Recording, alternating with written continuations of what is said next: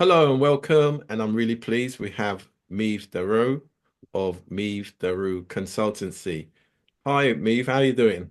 Hi, Rudy. I'm well. How are you? Yeah, I'm good, I'm good. So, Meave, tell us, what is the most important thing a parent can do to increase the emotional stability of their child? I think the most important thing that a parent can do is, even before they become parents, is choose their partner wisely. I think it's really important that when you choose a partner, that you actually look into the history of your partner's family. You know, what kind of relationship does your partner have with their parents? What kind of relationship do their parents have with their parents, so to speak? So you can see, what's gone on in the history of the family. Did your partner experience adverse childhood experiences? Did they experience domestic violence, for instance, or is there alcoholism in the family? Are there any kind of abuses that they may have experienced? Because that will have or can have a major impact on how they parent and on the child. So I think it's really important that we choose our partners wisely. And if we do have any baggage, which we all do, that we actually deal with that baggage before we have our children. Because again, that can impact how we parent. So, for instance, if you were brought up with a mother or father who, there was a lot of conflict, there was a lot of anger, it might be that your way of dealing with conflict is to do the same thing. So when your child comes to you with a certain misbehavior, your default is to deal with it by shouting and getting really angry. So all of this stuff is stuff that we should be doing even before we become parents. And that, I think, is the most important thing that we can do to increase the emotional stability of our child. Okay. So, how can parents create a stronger bond with their children in today's busy world? I think one of the things that I've found with the work that I've been doing with parents is that sometimes they'll say to me, "My child says I don't listen."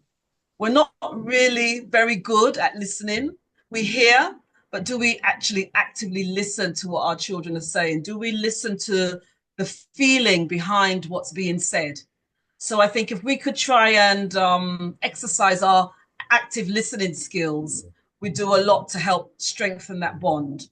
And also, I think it's important that when our children come to us, giving them that time individually, special time for them where they feel, okay, this is my time to talk to mummy and daddy, to say how I feel, so that they feel special, that despite the busyness of life, work, and all the other things that we have to do, that they actually have their time. Some children, it'll be just before they go to bed, others, they are morning children, so that they know they have that special time with mum and dad. So the time and the listening, the active listening, I think that would really help to strengthen the bonds with our children. What advice would you give to parents who struggle to say no to their child? Try and practice how to say no because it is so essential. If we can't say no to our children, we do them a grave disservice, really. Life is full of no's.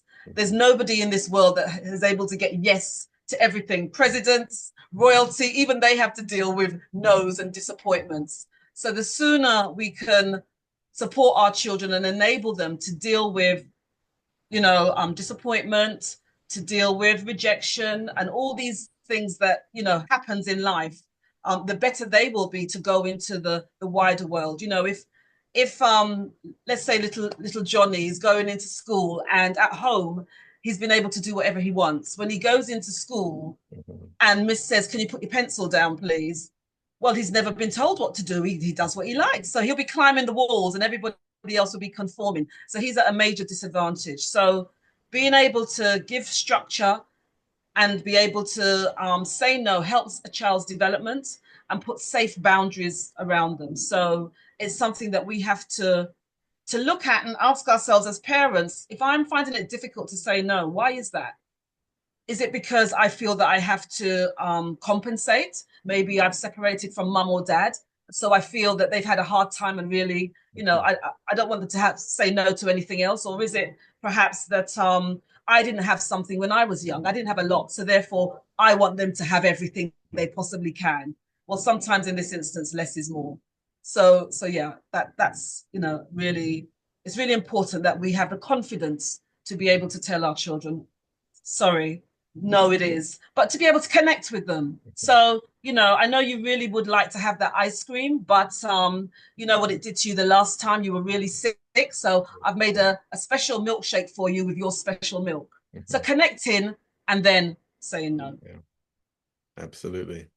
So, how can parents be more optimistic about their negative perception of their child's behavior? Well, it all starts with thoughts.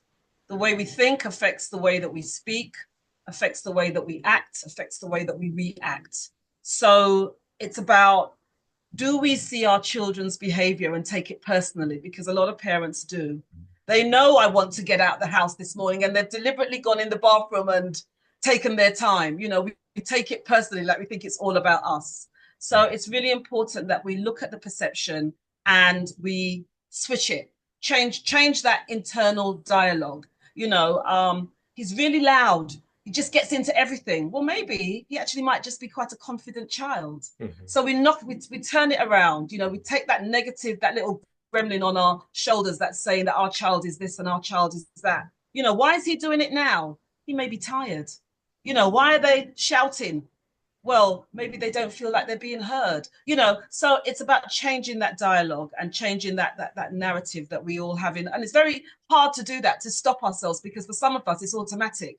Oh, there she goes again, doing what I told her not to do. So it's about looking behind the behavior and thinking, what is actually going on here? So sometimes we have to dig a little bit deeper. So, what role do you think self-reflection plays in becoming a better parent? It's crucial. It's absolutely crucial. None of us get things right all the time. And it's really important that we have the courage to look at ourselves and think, well, that didn't go very well. What part did I play in that? So self-reflection, self-interrogation, it all helps to change, any unhelpful behaviors, because let's, we are 50% of the dynamic of a relationship as a parent, and we are the parents. So ultimately, the buck stops with us. And I always say to parents, when we make changes, our children are more likely to change. But we can't make those changes unless we take stock of what we are actually doing. How are we engaging with our child?